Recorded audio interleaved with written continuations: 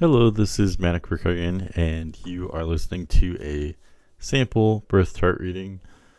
This person is a real client. This is a real reading, and don't think I go around posting people's readings just according to any whim that I have. This person volunteered for their reading to be posted publicly, so don't think that that's a requirement that your reading has to be public by any means. If you are interested in getting a reading just like this one for yourself, definitely don't hesitate to reach out. You can email me at manic.mercurian@gmail.com, or you can also go to my website and you can purchase readings directly there as well. My website is manic.mercurian.net. Should be on the screen now. But okay, so from here on out, I'm going to be talking to the client, not to the general public, as we get into this reading. All right, so for your reading, this reading is for Tuesday, September 27th, 1988 at 3:14 a.m. in Chicago, Illinois. And I just pulled up the chart right before filming, so we're going to explore this together here. I did notice that you just seem so really nice and courteous through your emails, which I think is no surprise considering you have Libra sun. I really do believe Libras are, the kindest or the nicest, most polite sign in general. But looking at your chart though, you do have a pretty diverse blend of energies. You do have Libra Sun, Libra Mercury, but then there's really a lot of fire in your chart as well. Venus in Leo, rising in Leo, Moon in Aries, Mars in Aries. So a lot of Leo and Aries energy. And really, I think you have more planets in fire signs than any other element. And you even have some Earth as well. I'm going to explain what all this means in just a moment. But you do have some Earth as well with South Node in Virgo conjunct Lilith and Taurus midheaven. Okay, so the first thing I noticed with your chart is Sun in Libra, Moon in Aries. I was just talking about this combination because of Kamala Harris's chart. You have the same Sun and Moon as Kamala Harris, which I don't know, might be an interesting connection. And I was just saying in her reading about how, I've actually known several people who have had Sun in Libra, Moon in Aries, and it's an interesting combination. You were born just after a full moon, so the moon would have still appeared very full in the sky, especially because you were born in the middle of the night, as you probably know. The moon would have looked very full in the sky. Mars and Jupiter would have been very visible as well, and Venus would have been just barely rising right on the eastern horizon. So it probably would have been a really beautiful night in many places. But anyway, I'm getting sidetracked. So you were born just after a full moon. So you have being born on a full moon, or in other words, being born with the sun in the opposite sign of the moon. I think it really is a blessing and a curse. It kind of means that you have more potential. You have more potential strengths here, but this can also be very challenging as well because you are simultaneously Libra and you are Aries at the same time. I think this is even more especially true because, it's not just Sun in Libra with Moon in Aries. You also have Mercury in Libra and Mars in Aries as well. So, another personal planet joining the Sun and joining the Moon. So you really are Libra and you are Aries at the same time. And the question is, how can you be both of these things at the same time? It kind of seems impossible. Aries is so outgoing. It's so instinctual. It's so decisive. Aries views things as very black and white. Libra is kind of the opposite. It literally is the opposite. Libra views everything as, different shades of gray. Libra can sympathize with any kind of viewpoint. They kind of just mirror everyone else around them. That's really the opposite of what Aries does. Aries is very I don't know, it's very simple. It's kind of hard to explain because I feel like it's just so straightforward that Aries isn't afraid to speak their mind, and they pick a very singular viewpoint, and that's just how they feel. It's how they feel. It's just that straightforward. With Libra, it's much more, I think, complex or nuanced. Libra can kind of go along with, the thoughts and feelings of kind of anyone. They can relate to anyone in a way.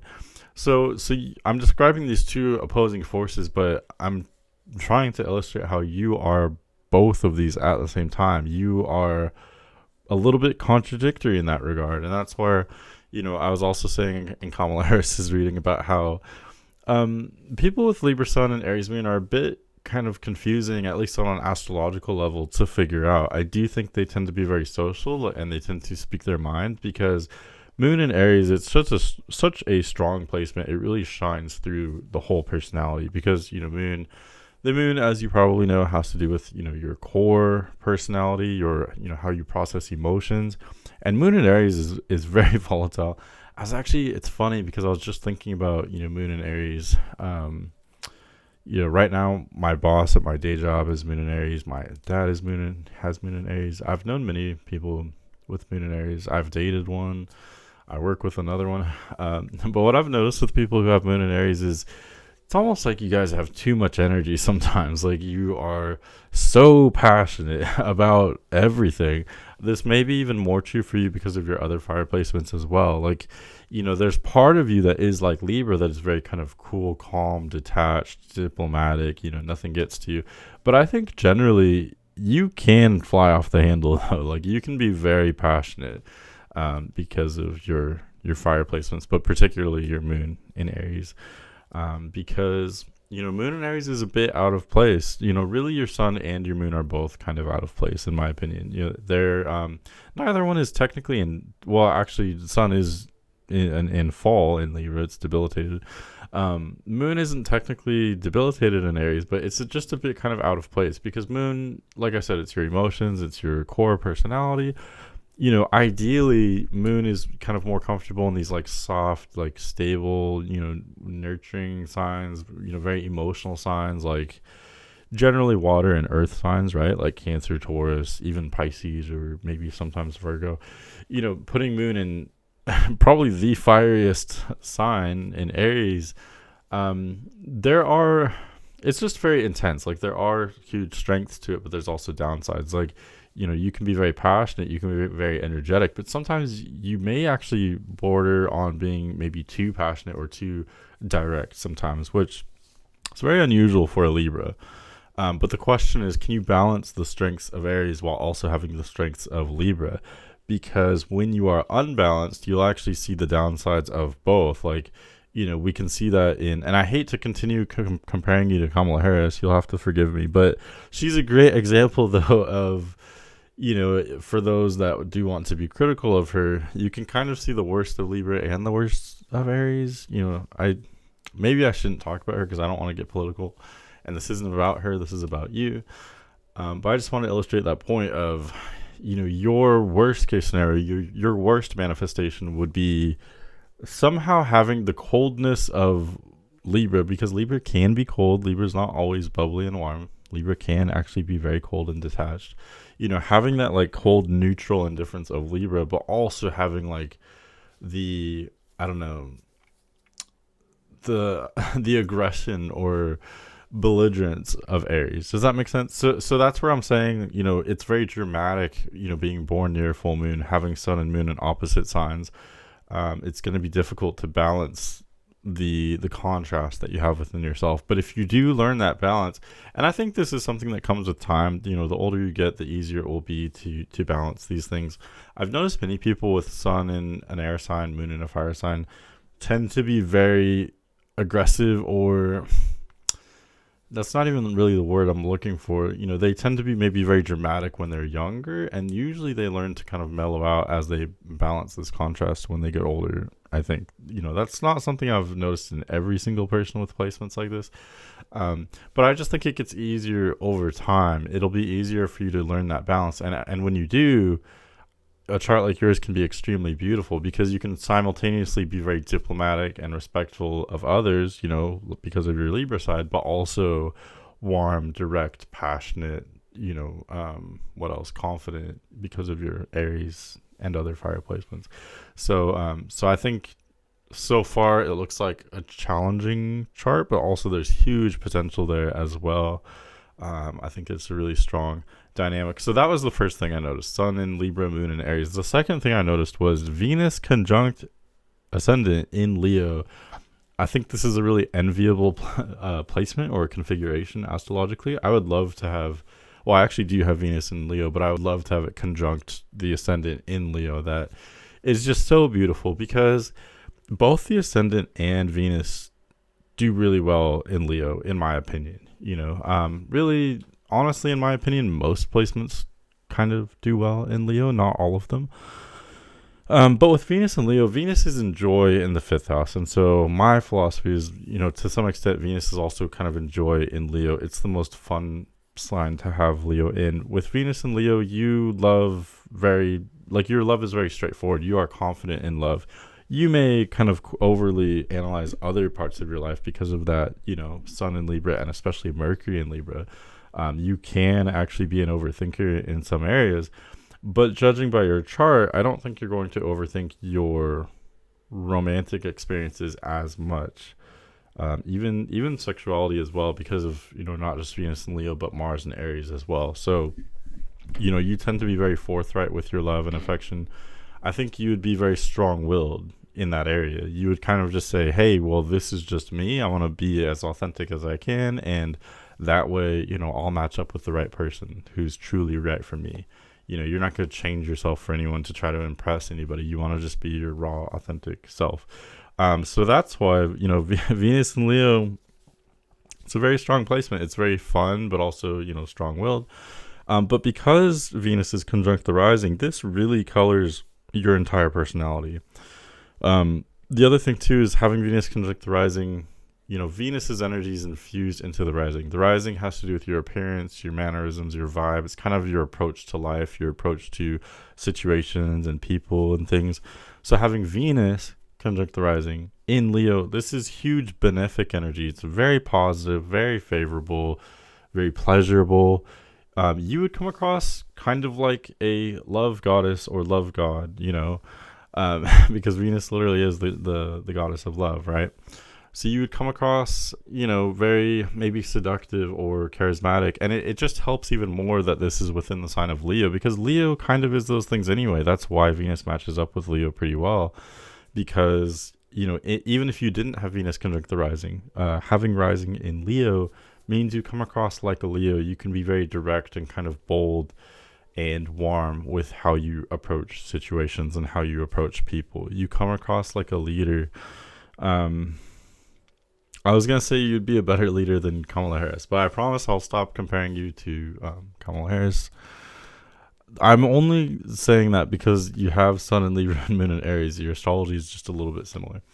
But having Venus conjunct ascendant in Leo, it just means you come across not just direct and like a leader and bold and maybe eccentric at times, but you'd also come across pleasurable. Like, you may either be very physically attractive on a universal level, like to everyone, or others may just kind of enjoy your company, your aura, your energy. There's something just pleasant about you, and again, it's not something that you really intentionally do. It's just kind of a vibe. That's why I'm saying this configuration is very enviable.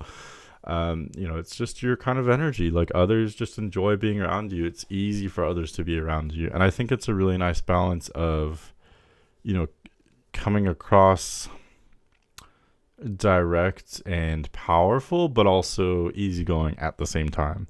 Because Venus conjunct the rising would suggest you are charismatic in a very easygoing way. But having ascendant and Venus in Leo, the Leo would be more direct or more bold. So you are kind of a perfect balance, ideally, of having an easygoing charisma, but a charisma that's also, it's the right balance of being kind of easygoing and pleasant and polite, but also, direct and straightforward and confident as well. So, I could just rant and rave about that particular placement. It's a really beautiful placement. And I think really you may be kind of a heartbreaker, if, like, for that very reason. To some extent, it could be because of some of your other placements as well. Like, for example, having Sun and Mercury in Libra, Moon and Mars in Aries. Many of your personal placements are ruled over by either Venus or Mars. And these are the love planets. These are the planets that have to do the most with love, and drive and attraction, and then your ascendant and Venus are in Leo, so they're ruled by the Sun, which is also benefic energy, can be a very attractive energy as well. So yeah, I could see you being kind of a heartbreaker. I could see other people really enjoying your company. Like you just have a kind of natural charisma about you. So yeah, I think that could be really, really useful. What else could I say? I mean, I could still see those challenges that you have of maybe being maybe you could sometimes be on the overly passionate side, if anything. Not trying to criticize you necessarily, but I did just kind of like rant and rave about your chart a little bit, so I want to make sure I'm being honest. But your chart really does look very balanced because you do have all this fire and then the air of Libra. So this combination that I'm talking about of being charismatic, outgoing, direct, but also easygoing at times, but sometimes overly passionate. But to complement all of that as well, having South Node in Virgo is really excellent because it saves you from being reckless. If you just had all these fire placements with some Libra placements, I would think that maybe you'd be too caught up in just being very social and just having like pleasurable experiences and not kind of taking care of your like, I don't know, the more mundane aspects of life.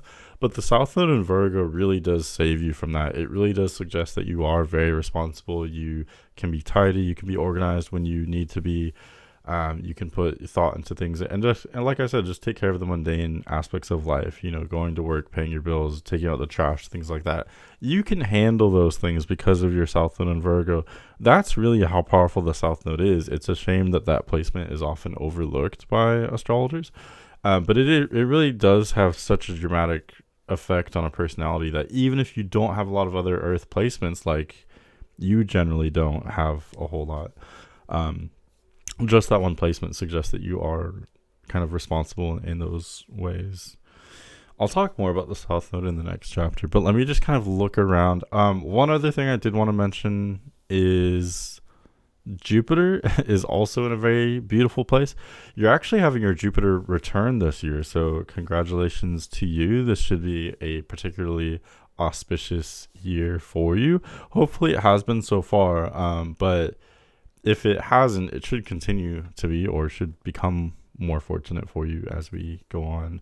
I believe Jupiter just entered Gemini just a few months ago, so you still have the better part of a year to experience Jupiter in Gemini. Did I say Libra? I meant Jupiter in Gemini. Your Jupiter return. So in case you don't know, the Jupiter return is something that happens every 12 to 13 years, and it will typically be 12 to 13 months, which I know is confusing. Every 12 to 13 years, we get 12 to 13 months of usually luck, expansion, optimism, adventure. It's generally very positive. The only downside could be maybe being too reckless, too optimistic, I guess. And of course, like some years, this is more pronounced than others because it depends on your other transits as well. This actually isn't a transit reading. It's a birth chart reading, but I did just want to mention that because I noticed it and it is particularly, it should have a large effect on you. One last thing about your transits too is that Uranus has been kind of like crisscrossing your midheaven for some time, for the past couple of years now, or really the past few years. So it wouldn't surprise me if you've gone through massive changes with your career and your reputation. Like I said, really over the last few years, and this is going to continue for the next couple years as well. Well, honestly, even after Uranus finishes, passing your midheaven, then you still have Venus. I don't know why I said Venus. You'll still have Uranus transiting your 10th house for the better part of 8 years. So I mean, honestly, you for quite some time now and for many years to come, a lot of unpredictability with your career. Your career and your reputation it'll come in spurts. It'll settle down for, I don't know, a few months or maybe even a year or two, and then it'll dramatically change. And you'll keep plateauing and then dramatically changing and plateauing, dramatically changing. That's the nature of Uranus. And it's very steadily crossing your midheaven and then going through your 10th house. So I did just want to mention that that can be distressing. You may not like the chaos that it creates with your career and reputation, the lack of stability, but on the other hand, this can be extremely exciting. You may be making leaps and bounds, making a lot of progress, maybe because Uranus is neutral. it can be positive or negative depending on how you look at it. The more you can embrace change, the more positive that placement will be for you. The more exciting you can be, the more excited you can be about having a new perspective or learning, having these breakthroughs with your career and reputation. That's what can be so exhilarating about a transit like that. Anyway, that was the last transit I wanted to mention. But talking about your Jupiter in your natal chart, Jupiter is in an interesting position because Jupiter is technically in detriment in Gemini. So it's a bit out of place, but at the same time, it's at the top of your chart. It's in the 10th house. So it's a very favorable place to put any planet, especially a benefic like Jupiter. Jupiter in the 10th house suggests you are kind of blessed when it comes to your career and your reputation. I know I just mentioned there's a lot of instability there recently, but I did mention how that instability isn't all negative. It could be very positive as well. But talking about your whole life now, though, it does look like you have the potential for a very successful career because we're going back to your charisma again. Jupiter in the 10th house suggests charisma in your career and in your reputation. You come across, like, when it comes to your career and your public life and your like online presence as well, for example, others sense your Jupiter. Maybe this is what I was sensing with your emails. You may come across a little bit like a Sagittarius or maybe a Gemini, I guess you could say, since Jupiter is in Gemini. You could also come across like a Taurus since your midheaven is in Taurus. It is a little bit complicated. I don't want to do a whole deep dive on your career and reputation since I do have a chapter specifically just for that. But I did just want to mention Jupiter in Gemini, you come across optimistic, you come across authoritative, but in a fun and, adventurous, optimistic kind of way. So it's a great leadership position, and it's also just a placement that suggests general expansion and good fortune with your career. It's a good omen. It's a blessing there. Really, you have a very fun chart, I feel like. So good for you. Chiron is in the 11th house, which is kind of interesting. So that could actually point to some trauma with, or I don't know if trauma is the right word, some kind of hardship involving the community. But whatever that is, like, you may have seen others in your community at their worst, maybe, or maybe have something having to do with like poverty or hard times or something emotional though.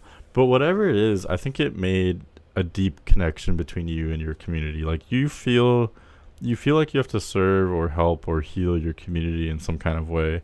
And again, it's having to do with some kind of experience you had when you were younger, where I can't see exactly what it was. Like maybe either you saw your community in a hard place, or communal members in a hard place, neighbors in a hard place, or maybe you were the one that was in a hard place. You were, I don't know, poor or having some other kind of struggle in a very public way, and maybe someone helped you or maybe no one helped you. I'm not really sure.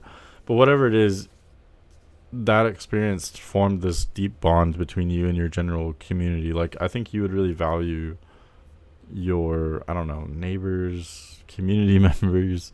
You want to help, you want to be a positive force, I guess. I don't know. I'm really speculating. Chiron is not my specialty necessarily, but I don't even usually talk about Chiron in these readings, but it just was in a kind of an interesting place in the 11th house, so I figured I would mention it. In this next chapter, we're going to talk about your karma. We get kind of all over the place in this chapter, and we get very deep. We'll talk about your past life experiences a little bit. We'll talk about how that relates to your challenges and your potential in this life, and somewhere in there we'll talk about your childhood as well.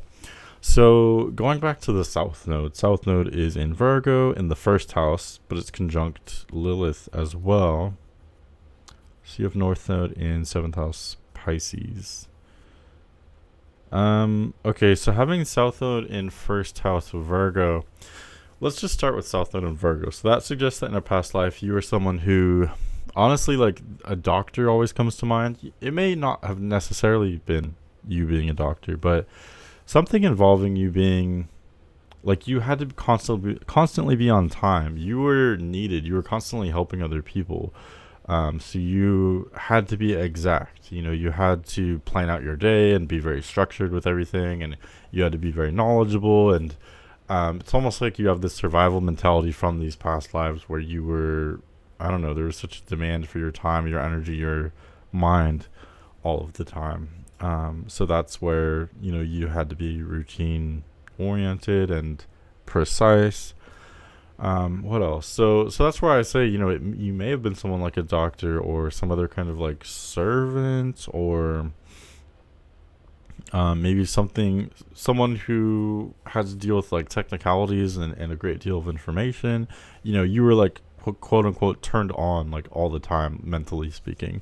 But because South Node is in the first house, I think whatever you're doing, this gets a little bit complicated. So you may have been serving other people, but at the same time, you were extremely independent. Like you were always running the show, doing your own thing, kind of self-involved in a way. Like, so there's this weird mixture of, constantly working and helping others, but being very self-involved at the same time. So really, I can't help but keep thinking about being a doctor, because what better example of that than a doctor, especially at least in the United States, because, that's how that kind of works here. Doctors are selfless in the sense that they are, helping other people through their skill, their experience, their knowledge. It's a very, serving kind of role, servitude type of role. But at the same time, I feel like doctors, I don't know, both my parents worked in healthcare, and the vibe I get is, they make lots of money. They can be a bit spoiled in a certain way because, they make their own schedule. Hopefully I'm not losing you. But I just feel like that example could really fit. Or if it wasn't being a doctor, maybe being a business owner of some kind, where you were serving other people, you were doing business in order to help other people with whatever your trade was, whatever your craft was, or whatever your form of service. You were constantly helping people, but at the same time, you were so independent that you were kind of self-involved. That's the most I could narrow it down. Also, having South Node conjunct Lilith puts another dimension on this as well. That suggests that there's some kind of darkness or wild energy about you as well. So I could see you being this like really, I don't know, self-involved, very eccentric and outgoing, very independent doctor, business owner, something like that. Lilith is wild energy. Technically, it's wild feminine energy. And I feel like I understand Lilith, but it's hard for me to explain. There's a certain wildness I think that the feminine energy has that the masculine energy doesn't. We typically view feminine energy as being like very composed and, dainty. That's definitely one aspect of the feminine energy, but there's also the wild, raw, untamable, I guess you could say rebellious or sexual feminine energy as well. And that's Lilith. So that that is the reason why I'm going so far into that is because that energy is what's coloring your past life experiences. So you may have literally been a woman in a past life, or or maybe not. I'm not necessarily saying you had to have been a woman. It's more just like the energy. There's this raw, like wild, untamable energy that you had. So it's a really interesting mix of themes astrologically. Serving others, but also being very selfish and being very precise and orderly, but at the same time wild and untamable. If you are very acquainted with Virgo energy, though, you'll know that Virgos can be wild. Like, just because they put thought into everything doesn't mean they can't be reckless and irresponsible and wild. Does that make sense? So anyone who knows someone, who like has Virgo sun, for example, if you know them very well, you'll see them having these kind of wild moments from time to time, I think. But that's kind of how you would have been in your past lives. So I don't know if that resonates at all. It is a bit of a tricky one astrologically, so I hope I explained it in a way that makes sense. But coming into this life, you'll see this, and that's true really of any person's South Node, some more than others, but you can see those themes in your life today. Of course, as we go through this life, we take on new themes and new challenges that we may have not dealt with in past lives. But on the other hand, I think to some extent we do repeat the same themes, some more than others. In this lifetime, I don't think you're going to be, well, I have to be careful with how I phrase this. to some extent you will experience all of this. Like, this is your comfort zone because you've experienced that energy in past lives. It's relatively easy, or I guess a better word would be it's natural, it's innate for you to be orderly, to be on time, to be knowledgeable and of service to others, but also independent and everything else. That's familiar to you because of those past life energies, and this may have been especially prevalent when you were young, because that's usually when we first come into this life, we're still very I don't know, full of these past life energies, if that makes sense. So as a kid, you may have been very intelligent, very independent. Your IC is in Scorpio as well, so I could see you being a child who, really, it's this mix of being very orderly, but also like very independent and kind of wild, like wild but orderly at the same time. That's how I describe you as a child, based on your placements anyway. And definitely being very logical, very rational, but also very emotional at the same time. It was really a combination of both for you.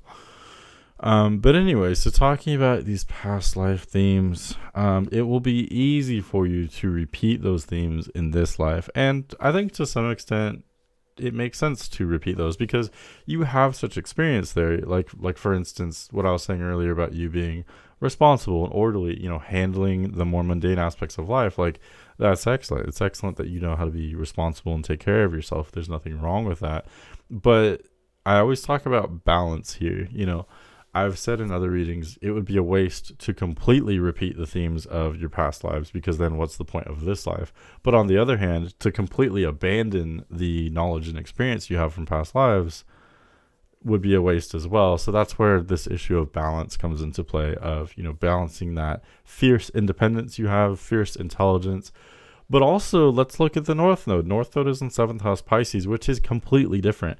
That's more about focusing on others. You don't, and it's not even necessarily about it's not necessarily about others like needing your help and you providing a service for them, or providing them with knowledge. Sometimes you just have to just be with other people and just like relax. Your North Node is in a much more relaxed state, I feel. So it's really suggesting, again, it's great that you can be so precise and get everything done. You're a go-getter. You've got that energy about you, but do you know how to just like chill and relax and just be with other people in a raw and transparent way? Sometimes there doesn't have to be an agenda. And like I said, sometimes you don't necessarily have to help people through these deeds and actions. Sometimes you can help people just by being around them with your energy. And like I said before, you have great placements that suggest you can have really great energy. So maybe that's also part of how you can help people, because I don't know, for some reason I feel like you want to help people. But anyway, so you're balancing the two node signs will help you to do that. The North Node always shows an area that is not necessarily innate for us, but we have huge potential there. So again, having North Node in 7th house Pisces, be there with other people. You know what I mean? Like, in a weird way, by constantly being like so independent and serving other people and helping other people, it can actually be weirdly isolating for you. And I have this weird feeling like that will really resonate for you. Maybe you can just be there with other people, and just have that emotional connection. And sometimes you don't even have to say anything or do anything. Sometimes it's just in your energy, your aura, even your mannerisms. Like, it doesn't have to be an elaborate deed or act or service all the time. But again, it's about balance. I'm not saying to abandon, like sometimes maybe you do need to help people through information or through a service, but maybe not always. Part of it too is that with South Node in 1st house Virgo, you are obsessed with like physical reality, with like real reality, I guess you could say. It may be very difficult for you to just like read a fantastical book, like watch a fantasy movie, or even like watch a romantic comedy or something like that. Like, just enjoy being silly, or enjoy how the world doesn't always make sense. It doesn't have to make sense. Find the humor in it, things like that. I feel like you probably have a great sense of humor. I'm not saying you don't, But North Node in Pisces, it kind of suggests like not everything has to make sense all the time.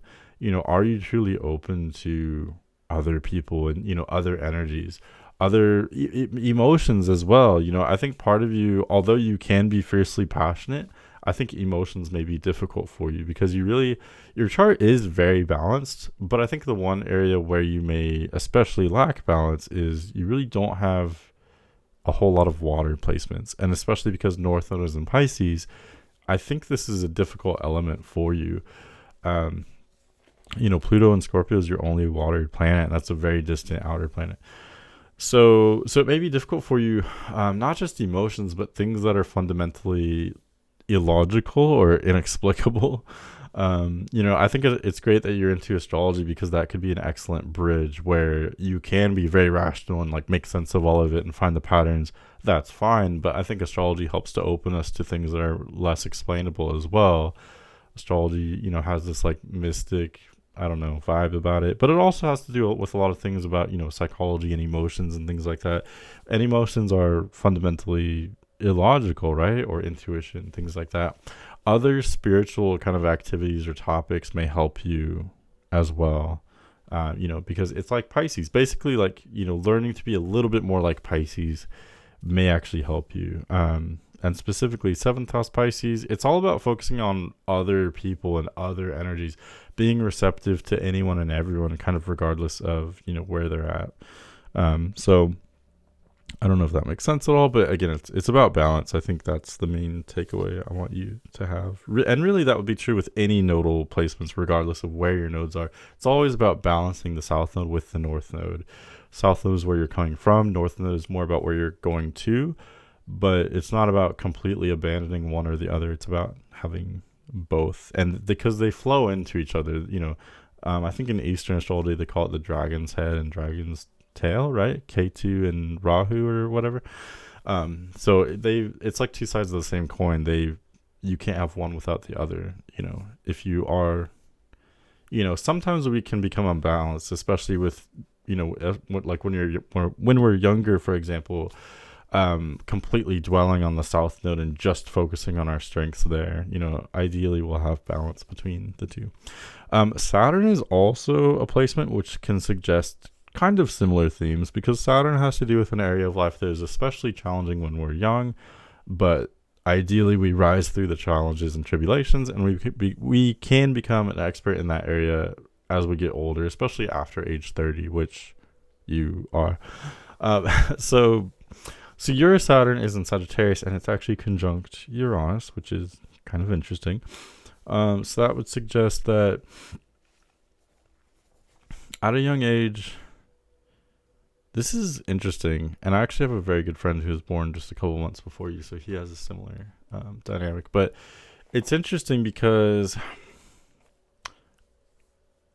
I can't help but to intertwine the South Node and Virgo with Saturn and Sagittarius for you. I think they almost, how do I say this? So I think at a young age, you were very intelligent. You probably still are.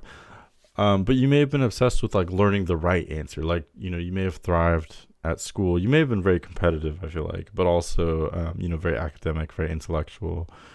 So you were obsessed with like learning the right answer, like Googling the answer, or, I guess Google wouldn't have been around as back then, but like, Googling the answer, finding the answer, looking it up. So you may have really thrived when it came to like mundane subjects. Does that make sense? Like things that are taught in school, book smarts, things like that, things that are very straightforward and have like a simple explanation. What may have been more difficult for you is ideas or beliefs that were like completely foreign, or I don't know, other I don't want to say other cultures, because that sounds like I'm saying you're racist, and that's not what I'm trying to say. I'm just saying that with Saturn and Sagittarius, there may have been part of you that was very reluctant to experience a dramatically different worldview, or you may have not had opportunities to travel very far or to experience other ways of life. You were very much focused on one culture or one way of seeing the world, if that makes sense. You may have been kind of closed off. You may have even been afraid of having a dramatically different experience. And it's not just about culture and travel and things like that. It may have had to do with like music, for example, or I don't know, having any kind of wild experience or adventurous experience. It's really like the stretching, the expansion of your mind, heart, and soul that I think you'd be afraid of, or maybe just not have a lot of opportunities in those areas at a young age. Something about the unpredictability would be scary for you. I think at a young age, especially with South Node and Virgo and IC and Scorpio, I think you were constantly focused on finding security, finding structure, building structure, and that's all excellent. But, you may have, I don't know, you may have really enjoyed making things predictable and, really shying away from anything that was risky, adventurous, which isn't entirely bad. But at the same time, it may have you may have lost opportunities, which, I don't know, opportunities to expand your worldview, for example, to expand your heart, to expand your mind, especially at a young age. But that's okay. That's the natural progression. I think as you get older, you'll actually become more adventurous and maybe even more risk-taking, more adventurous, more spontaneous, more open to viewpoints that may be dramatically different than your own. Does that make sense? And yeah, like I touched on earlier, you have the potential for being a leader with your ideas and your experience later in life. It's just something that takes time for you. Okay, I'm drinking some water. Let's talk about your childhood a little bit, and then we'll move on to the career and reputation. I already kind of did a little bit. Virgo, South Node, Scorpio, IC. So again, being kind of an intense child, very independent, very, mature, very precocious, also very intellectual, but also very emotional at the same time. And yeah, definitely like I could see you as a child being very constructive, constantly building, being very routine oriented, wanting that structure, wanting to make sense of everything. I could see you being kind of hyper aware and like, you may have been too much at times, like making sense of everything. But that I think there'd be a lot of intelligence there, a lot of ambition, and again, maybe even a little bit of competitiveness as well. Having sun and moon on opposite signs suggests that your parents were very different from one another.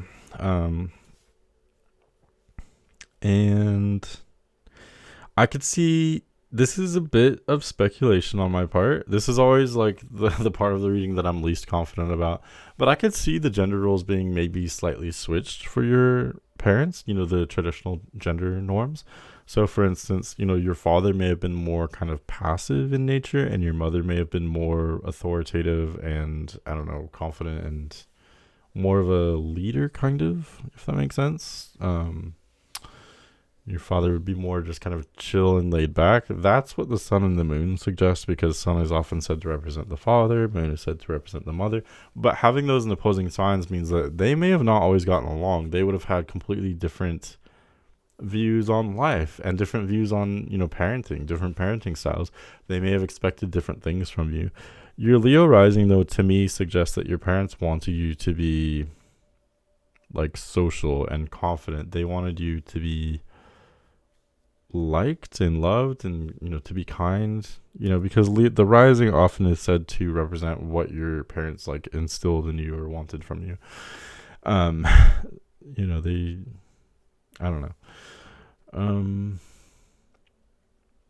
But yeah, because your parents were so dramatically different, I think they kind of trained you to hold two dramatically different ideas in your head at the same time, which is excellent for learning abstract concepts, and it's excellent for empathizing with others that may be experiencing something completely different than yourself. So your chart is interesting because I could see you being maybe a little bit overly passionate or maybe even selfish at times, but I can also see you being very open to other people, very social, very excellent with people from all walks of life as well.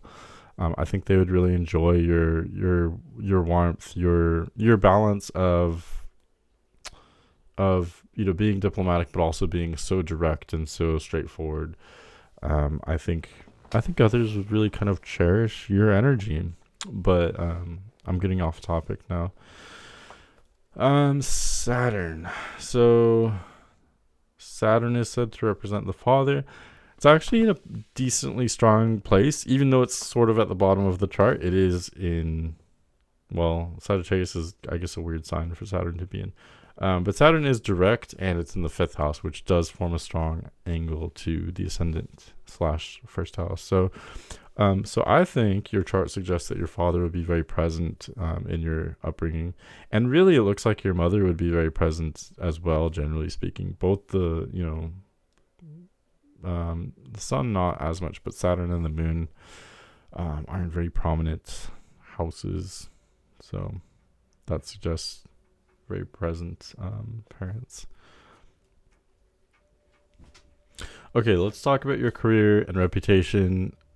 Again, I think you have huge charisma. I think you have the potential of having a very successful career and reputation, not just because of the placements that I've gone into so far, but look at your midheaven. You have Taurus midheaven, which I think Taurus midheaven is very enviable. It is kind of difficult for me to think of like specific careers to match with Taurus midheaven, because I think you can kind of do anything. It's a surprisingly malleable midheaven, because I'll tell you why. So midheaven in Taurus, midheaven has to do with your identity when it comes to your career and reputation. It's what you're like on a public level. And with midheaven in Taurus, this means you come across like a Taurus in public and in your career. And this is really beautiful because you have the benefits of coming across like an earth sign. So coming across very stable, reliable, practical. Others can rely on you. You're very consistent, and you may have excellent work ethic, and you are seen as such. So you have those earthy, the groundedness of an earth midheaven, but also your midheaven is ruled by Venus. So Taurus it does have that potential of being charismatic. So you can kind of have the best worlds of being both reliable and logical, practical, but also, you're a good time. Others enjoy your company. You have an easygoing charisma about you with your career and your reputation.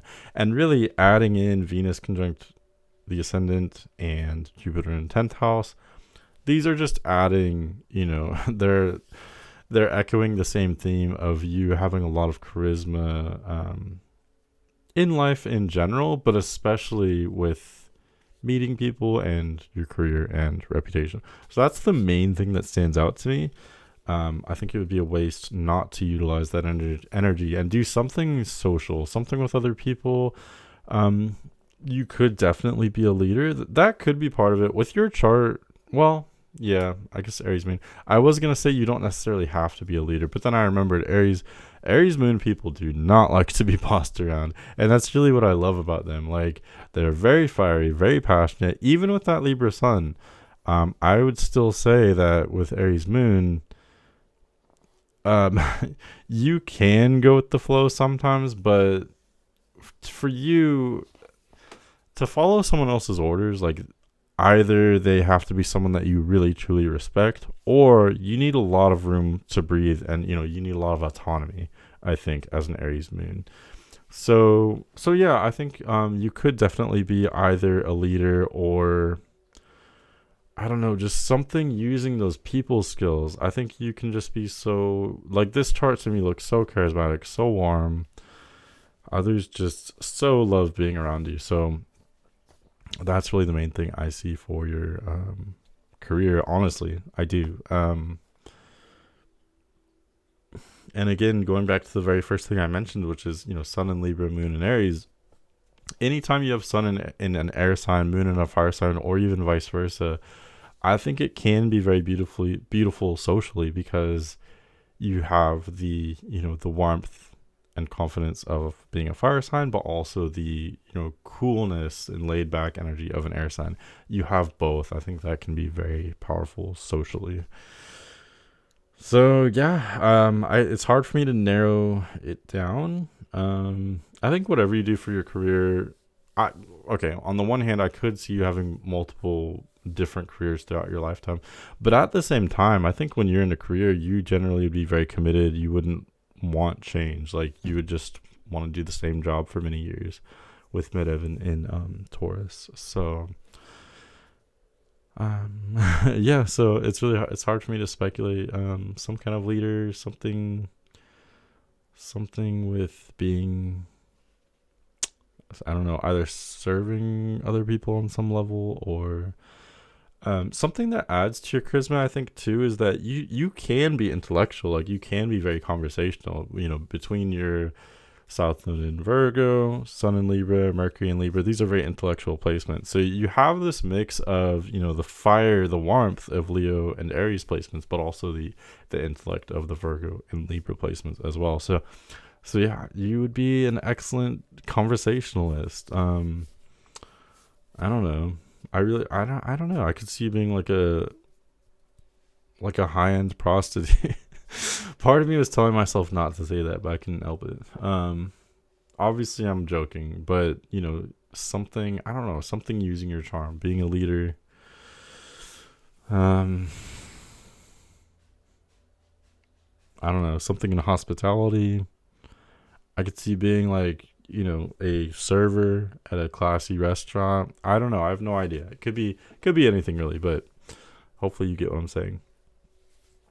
All right. Lastly, let's talk about your compatibility. You know, what signs are you attracted to? How do I see the ideal relationship playing out for you? What traits do you need in a partner, etc.? We'll talk about all that and more, and I'll go through the signs, hopefully, kind of briefly, and kind of assess their compatibility with you.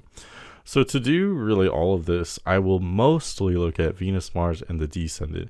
And for you, I think you're a little bit lucky because your Venus, Mars, and descendant are generally in agreement. You know, if you put Venus, Mars, and the descendant all in completely different signs, like in different elements, it can be very complicated finding someone that you're compatible with. But for you, it's a little bit more straightforward because you have Venus in Leo, Mars in Aries, so they're both in fire signs, and then descendant in Aquarius. So first, let's talk about Venus and Mars, and I may even kind of group them together because they are so much in agreement. They are trining, at least by sign, if not by aspect. So with Venus and Leo, Mars and Aries, I talked about this a little bit earlier.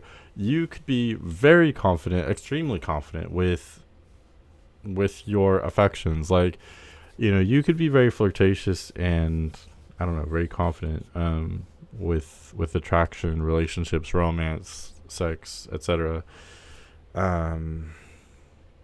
Because you would go about these things like a fire sign. Venus and Mars both have to do with they both have to do with what you want and how you go about getting what you want.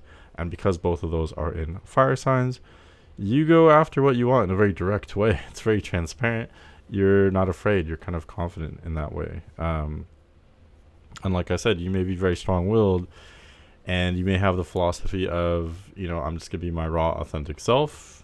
If the person that likes me doesn't match with that, then at least I'll know. And if they do match with it, you know, I'll only know by being my raw, authentic self. That's how I would see your philosophy playing out. And I think generally that would work for you very well. Also, I did mention Venus and Mars have to do with what you are attracted to. So having both of those in fire signs literally suggests you being attracted to fire signs. So you may be attracted to someone with major placements in Leo, major placements in Aries, maybe Sagittarius as well, but probably to a lesser extent as far as I could tell. Because Sagittarius, you just don't have as major placements there.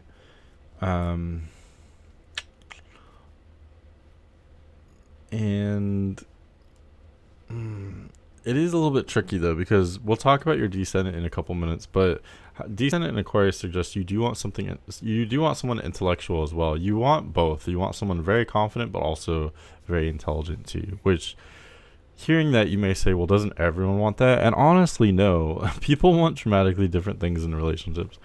They're attracted to completely different things, and we can see that in the astrology.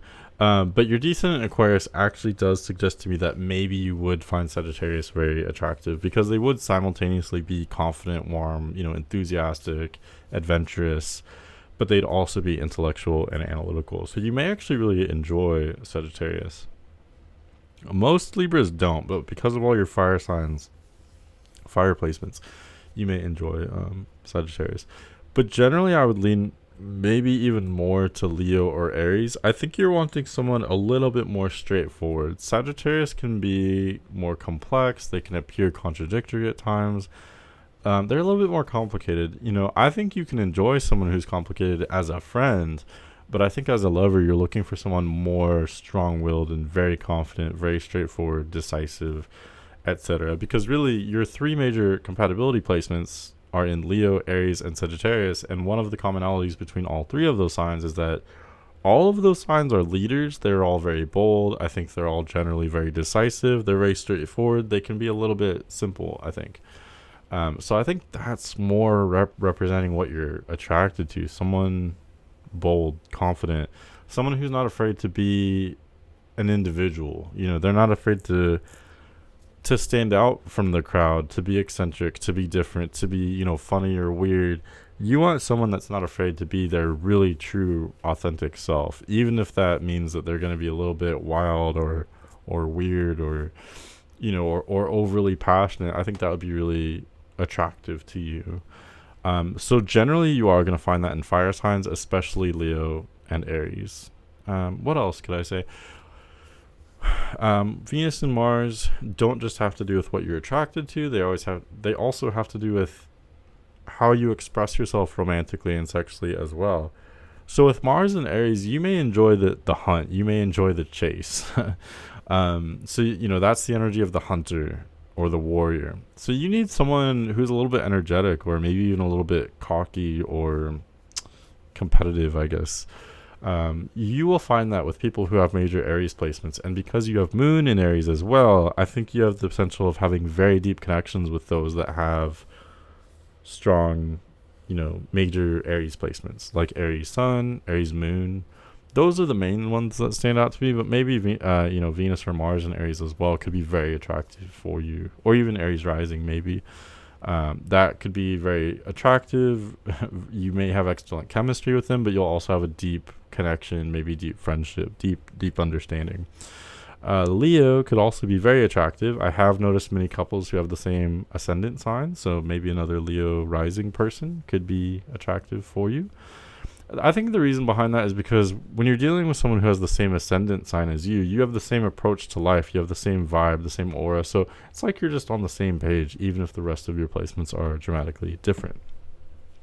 But also, not only that, having Venus in Leo, like I said, that suggests you're attracted to personalities reminiscent of Leo. So someone who is confident, warm, enthusiastic, generous, but also someone who is a little bit self-centered at times. You wouldn't necessarily mind that. Someone who's very engaging, someone who is a little bit dramatic at times, very passionate. That would be very attractive for you. With Venus in Leo, that suggests that you do want to have a lot of fun, and you want to be caught up in being very flirty and very romantic, and being so fun, being adventurous. You want to get caught up in that, but at the same time, you do take your relationships very seriously. You want something that's going to last, and you tend to be very committed with relationships, and maybe even a tiny bit possessive, and there's nothing wrong with that. But you want a balance, though. With Venus and Leo, you do want a very committed and even possessive relationship, but at the same time, you want a lot of room to breathe and to be your own person, to be adventurous, and you want that room, that freedom for your partner as well. Okay, so it really is a balance. But yeah, so other personalities that have major Leo placements will not only be attractive for you, but they'll also be very receptive to the way that you express yourself romantically. So again, Leo and Aries are so similar. Really, either of those signs could be very attractive for you, or anyone with major placements in one or both of those signs. That's very clear because of your configuration. So those are really the first signs I would look to for your attraction in particular. But on a deeper level, when it comes to your compatibility, we do have to talk about the descendant as well. And I feel like I lose some people because I'm not sure how many people are aware of the descendant. The descendant works in tandem with your ascendant. So because you are Leo rising, that's what you bring to the relationship. You are Leo in the relationship. You are probably the initiator, I would guess. You do have a lot of fire in your chart. So you're probably the initiator, the leader, and you're very strong-willed. I think you'd be attracted to someone else who's strong-willed as well, but in a different way than yourself. You know, with Descendant in Aquarius, that more symbolizes your theoretical partner. It symbolizes what kind of personality you would most naturally work with in a partnership. So Aquarius is also a fixed sign. It's also very strong-willed, but I think you would be a leader in a more direct way, a more engaged kind of way, a more physical kind of way. Aquarius is a leader, but more in the sense of leading by example, or kind of, you know, doing their own thing, being very independent, being a bit aloof at times, being maybe a rebel. So that's kind of the type of personality that I could see you being deeply compatible with. You need someone who is a leader in thought, you know, someone who is a free thinker, someone who may have controversial ideas or ways of doing things, maybe even a controversial appearance, someone who's very eccentric, very intelligent, and really a leader. That's the same. What am I trying to say? That's the theme that runs through all of your compatibility placements. Someone who's a leader, someone who's not afraid to stand out. So definitely Leo or Aries, but Aquarius as well are huge. I would say those are the main signs of attraction for you. Aquarius is an air sign, so maybe someone with a balance, you know, a mix of fire and air in their chart, which really sounds kind of similar to what you are, which is convenient because, you know, dating someone whose astrology is similar to your own, it'll just be easier. And your astrology shows that that's actually kind of what you want. You know, someone else who is, you want someone that's kind of untouchable. Like, you want someone who's perfect in the sense, I guess no one's perfect, but I just mean in the sense of being so engaged and so passionate, but also, you know, cool, calm, detached at the same time. Someone who has that really true confidence, who can handle anything, like socially or in life, if that makes sense. So you want a really strong personality, honestly. So good for you. I think you can find it, again, really with Leo, Aries, or Aquarius in particular. Let's look at the other air signs, though. So I'm honestly not as in love with the other air signs. Libra and Gemini are a little bit different because they are more malleable. They're much more adaptable than Aquarius. And, you know, the cost of that is that Libra and Gemini, they're not as independent as Aquarius. They're more caught up in, you know, getting other people to like them and focusing on what other people want. I think Aquarius is also painfully aware of what other people think and what other people want, but they're also just, they are more strong-willed, I think, Aquarius is. Libra and Gemini can be strong-willed, but it's in a more like nuanced kind of way.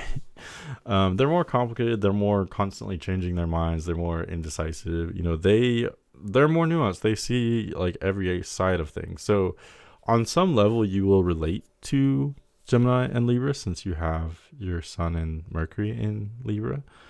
You know, you may befriend them. Libra in particular, I think you could be friends with, since you have... Honestly, I could see people with major Libra placements really liking you, not just because you have Libra placements, but also because most people who have major Libra placements want someone who is more strong-willed than themselves. And you are much more strong-willed than the average Libra because of your fire placements. So I could actually see you being really great friends with a lot of Libras. Generally, I don't see you being romantically attracted to them, though, unless they have a very particular configuration in the rest of their chart. I think you, like most Libras, are wanting someone more strong-willed than yourself. So again, Libra, I think, could be really excellent friends, and I could see them maybe being kind of in love with you, but I don't see you being attracted to them. Hopefully that matches up with your experience. And Gemini is kind of a similar story, except you don't have as many placements in Gemini. Gemini may be kind of, you know, too lacking in direction for you. Gemini can also be a bit... it's starting to get late in the night, so I don't want to say some of my like intrusive thoughts. I want to be politically correct if I can, but let's just say Gemini can be socially tactless. That would be the correct way to say what I was just thinking. And that could be a turnoff for you, because I think with all of your very charismatic placements, it may be a bit awkward for you to be around awkward personalities. Like, and that's the major difference between Libra and Gemini. Libra is very socially kind of refined. Gemini can be a bit awkward and clumsy, let's just say. Gemini can also be overly intellectual, overly analytical. I think that could be interesting for you, maybe on a friend level. I don't think that's going to be necessarily attractive for you romantically, though, or in like a life partner. All right, and then just for fun, let's go through the earth and water signs. Right off the bat, I'm just gonna tell you, I'm not. If I was in love with these signs for you, I would have started with them. I'm really mostly looking at fire and air signs for you. Aries, Leo, and Aquarius in particular. I know I've said that 3 times now, but that's really the takeaway here. Earth and water signs, they're much heavier energies, and so you may feel like they're kind of weighing you down just because they just don't align with your compatibility placements. That's a phrase I just coined, I guess, compatibility placements. But let's talk about earth signs. So, well, and another thing too, with earth and water signs, you generally lack those placements. You do have South Node and Virgo, but if anything, that just suggests that you have a deep connection with people who have major Virgo placements. I will mention, I don't always mention this in readings, but having Lilith at 18 degrees Virgo, if you do find someone with a major placement that is within a couple degrees of your Lilith, you can have excellent sexual chemistry with them, okay? But other than that one major exception, you may have a deep connection with those that have Virgo placements because you have Virgo South Node. So, Virgo too represents like your history, your past on some level. So you have some karma there. I don't know, it wouldn't surprise me if you had some kind of friend or major connection in your life, maybe a family member with major Virgo placements, or maybe even a fling, like a sexual encounter or something. But other than that, I could see Virgo playing a major role in your life, but I don't see them being like the sign that you marry, if that makes sense. I just don't. Like I said, you want someone really strong-willed and confident. Virgo is constantly analyzing themselves and like nitpicking everything. So it's just a very different energy. Virgo is also very modest. So it's just, I think it's dramatically different than what you're seeking. Taurus and Capricorn are much more strong-willed, I would say, much more consistent. I think you may be attracted to that on some level. But you're also wanting someone very like spontaneous and very passionate. And Taurus and Capricorn are just they're very heavy energies, very down to earth, grounded, practical. Those are all good things. I just don't think that that's necessarily what you are attracted to.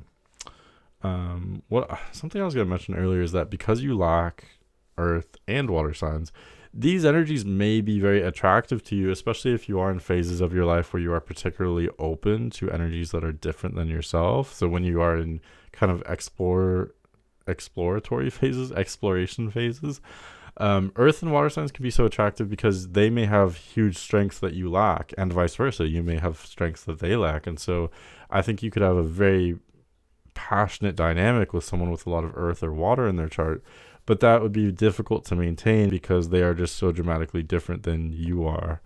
Earth signs being just so, down to earth and such a heavy energy. If you know any earth signs, you'll know what I'm saying. On some level, like that may feel very grounding for a while, but I think if you have that energy in your life too much for too long, it may feel limiting. Maybe I think you want to be a little bit more bold and adventurous in life. That's not exactly compatible with Taurus or Capricorn, if that makes sense. They want much more like security and predictability, I think, than you do. And then with water signs, the same thing kind of applies, but in a different way. You may be attracted to them at times. You could have a passionate dynamic with them, but there's something off there. Water signs are the most emotional, and I think you are primarily fire and air. So you may be a little bit too dry or too like quote unquote hot for them, if that makes sense. Like you may kind of burn them up. I think they may take your passion the wrong way. They could be kind of offended or annoyed by your passion, your spontaneity, your unpredictability. You are so action oriented, and water signs really want security. So you may feel like you're just being spontaneous and full of life, and that's excellent, but that may make a water sign feel out of control if they're in a relationship with you, if that makes sense. They want security much more so. And I don't think you are I don't think you're a person that's necessarily unstable, but I could see a water sign viewing you that way, if that makes sense, or feeling unstable with you because you are so active and spontaneous. That makes you unpredictable. That makes you a threat emotionally. That makes you a threat for someone who is super emotional, if that makes sense. Hopefully I explained that right. So yeah, I mean, really the same applies for any of the water signs. If I had to choose one for you, I'd probably choose Cancer. I'm not necessarily recommending that. But Cancer is at least a cardinal sign. So, you have a lot of cardinal energy with your Aries and Libra placement. So Cancer is going to form a T-square. There will be a lot of contention there. I could see you butting heads. I could see some really intense fights. But you will at least have a strong connection with each other. You'll have a strong understanding with one another. You will see each other. Will you agree? Probably not. But at least you will, have that conversation, have that connection. Pisces and Scorpio, it's much more complicated. They don't have nearly as strong of aspects with Libra or Aries, or Leo for that matter. I often caution against Scorpio-Leo relationships. So Scorpio could be very intense, very passionate, but very destructive for both of you. And it will really bring out a lot of both of your insecurities. Pisces, I don't think would be as devastating. I just think it could be awkward, and the two of you won't fully understand one another. So Cancer would be my choice among the water signs, but really I don't see you being with water signs, at least not romantically. I'm in love with Leo, Aries, and Aquarius for you. I just think they all fit with your chart very beautifully. I could see mutual attraction, and I could see you being a team, being truly compatible with those signs. Okay, but that's my take on your chart. Thank you so much for this request. It was honestly a really fun chart to read. You look like you'd be a cool person. So I hope this resonated for you. I hope it was interesting, helpful, or maybe just confirmed what you already know. But yeah, thanks so much for this request. And again, anyone else who wants a reading, hit me up. My information is in the description. Have a great night. I'll see you in the next video.